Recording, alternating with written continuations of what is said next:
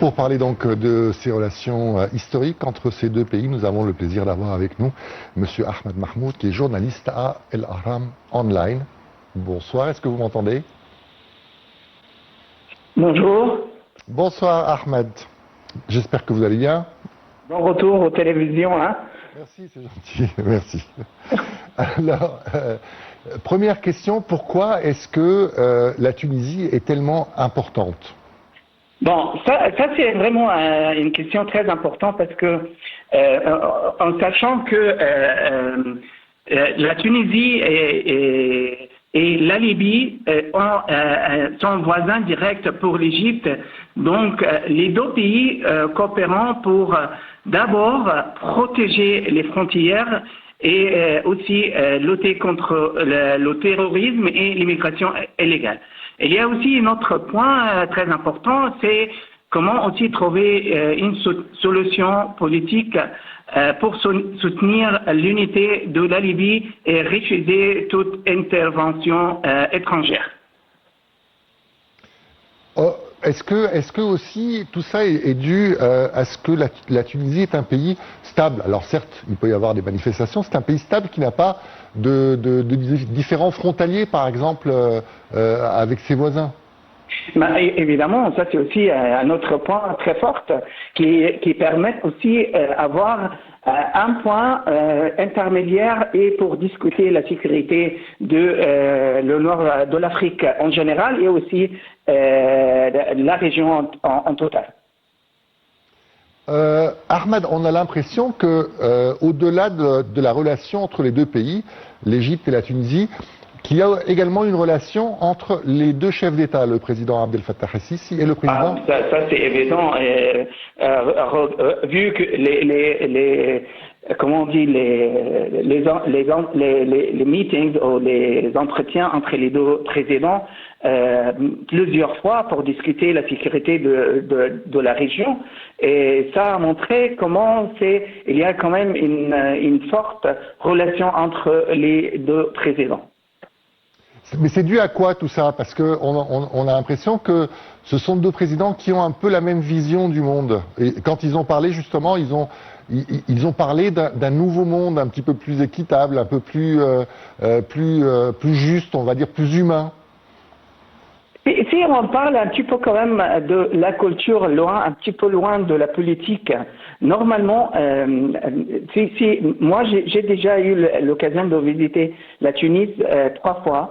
Et j'ai remarqué qu'il y a une forte, comment on dit, relation culturelle entre les deux pays en particulier. Il y a quand même, comment on dit, le tempérament africain du Nord est très aussi proche l'un de l'autre. Et les deux pays cherchent vraiment une future moderne, stable et équilibrée. Est-ce que justement ce qui s'est passé en 2010-2011 a rapproché un petit peu ces deux pays aussi? Bah, écoutez, c'est vraiment très intéressant de poser cette question parce que en fait, il y a eu toujours une relation, je veux pas dire politique, mais quand même, on peut dire future entre les deux pays quand même. Et les événements qui passent ici, évidemment, est très bien conservés par comment on dit, préservés par l'autre pays. Donc, les deux pays regardent eux-mêmes en même temps, quoi. Alors, au-delà des relations entre les deux chefs d'État et les deux pays, quand ils ont parlé ensemble, c'est vrai que la Tunisie aujourd'hui est touchée par des incendies. Le président El-Sisi a proposé l'aide de l'Égypte à la Tunisie. Je crois que ça c'est normal. On peut dire c'est à cause de la relation entre les deux chefs d'État, mais aussi moi je peux dire c'est quand même la tendance de notre président égyptien parce que son excellence est très concernée par la stabilité de la région en général et surtout les pays arabes. Donc n'importe quel pays arabe ou bien africain aussi qui est sous menace d'un problème, Donc, le président égyptien, notre président Abdel Fattah el-Sisi, est toujours très concerné et il regarde tout de suite comment peut l'Égypte aider à trouver la solution pour la stabilité de ce pays. Parmi les dossiers également, il y a bien sûr le dossier palestinien. On sait que Tunis a été le quartier général de l'Organisation de la libération de la Palestine pendant assez longtemps. Aujourd'hui, justement, Kais Saïd parle de massacres délibérés des Palestiniens. Le président tunisien a eu des mots assez durs, en fait, sur ce qui se passe aujourd'hui à Gaza et même en Cisjordanie.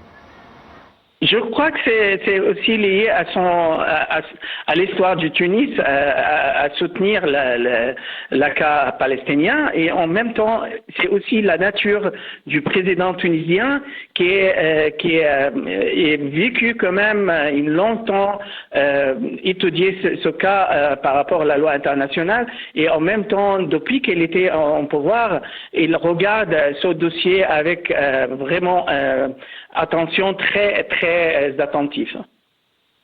Le président tunisien qui a également déclaré que la stabilité de l'Égypte est la stabilité du monde arabe.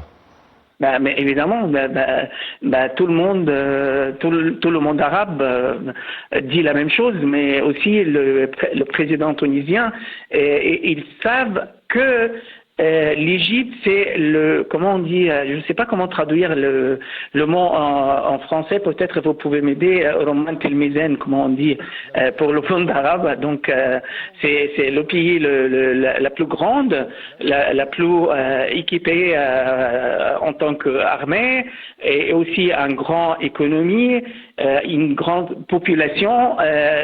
C'est vraiment, l'Égypte est là un point très fort dans la région. Donc c'est normal d'avoir ces déclarations.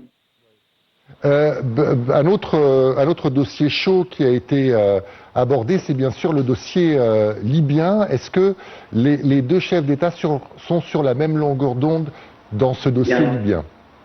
Bien sûr, parce que n'importe quel problème dans la Libye, c'est vraiment, elle affecte tout directement dans les deux pays. Donc normalement, les deux chefs d'État sont sur la même longueur parce que les deux chefs d'État, ils savent exactement la sensibilité de ce dossier. Donc c'est normal d'avoir la même longueur sur ce dossier. Est-ce que la stabilité de la Libye, finalement, va profiter justement à ces deux pays qui sont ces deux pays frontaliers? Bien sûr, parce que c'est là où on peut avoir, même si on parle de l'aide humanitaire, ça peut passer justement d'un des deux pays, soit les deux pays en même temps, soit un des deux pays, et même si il y a un besoin de faire des conférences, ça peut être organisé par les deux pays. Donc, je crois que c'est très intéressant, c'est très important de savoir ce point-là. Justement, alors comment est-ce que ces deux pays peuvent contribuer un petit peu à la stabilité de la Libye? Au cours de la conversation téléphonique, apparemment, le président Kais Saïd a déclaré que le président Abdel Fattah el-Sisi aussi, que c'est aux Libyens de régler ce problème. Mais est-ce que, justement, peut-être pas une ingérence, mais une aide de ces deux pays frontaliers, de ces deux grands pays, peut profiter un petit peu à la stabilité de la Libye? Bien sûr, déjà, moi, à mon avis, personnellement, je pense que les conflits, et aussi c'est depuis mon expérience avec la Croix-Rouge internationale, donc tous les conflits militaires, tous les problèmes politiques, il doit y avoir un moment où il y a des négociations entre les parties dans ce conflit ou dans ces problèmes politiques. Donc là, l'Égypte et la Tunisie, en tant que des pays frontières, frontalière avec la Libye, ils peuvent recevoir les parties des Libyens et monter des discussions entre eux pour trouver un consensus sur le problème libyen. Et je pense qu'il n'y a que les deux pays qui peuvent jouer ce rôle parce que déjà ils sont les plus proches, ils ont la même culture presque, donc ils ont quand même le même intérêt d'avoir une stabilité stable dans cette région. Dernière question, Ahmed, comment faire pour renforcer encore plus les relations entre les deux pays? Je crois, moi, à mon avis, je pense que la culture, elle joue toujours le meilleur rôle comment dire, renforcer les relations entre n'importe quel pays. Imaginez l'Égypte et la Tunisie, ils ont des points communs très forts par rapport à la culture, soit la langue arabe, soit l'histoire du deux pays qui est liée à un moment ou l'autre. Il y a aussi le commerce entre les deux pays aussi peut jouer un rôle et les études. Il y a beaucoup de points qui peuvent jouer sur le renforcement des relations entre les deux pays. Il faut juste les mettre en plan entre les responsables dans les deux pays. Merci beaucoup Ahmed Mahmoud. Je rappelle que vous êtes journaliste sur du site El Ahram Online. Merci beaucoup de nous avoir donné ces quelques mots. Merci. Allez, on va malheureusement se quitter maintenant. On vous donne rendez-vous dimanche prochain pour une nouvelle édition d'Oracle du Nil. Je vous souhaite une très bonne fin de soirée. Au revoir.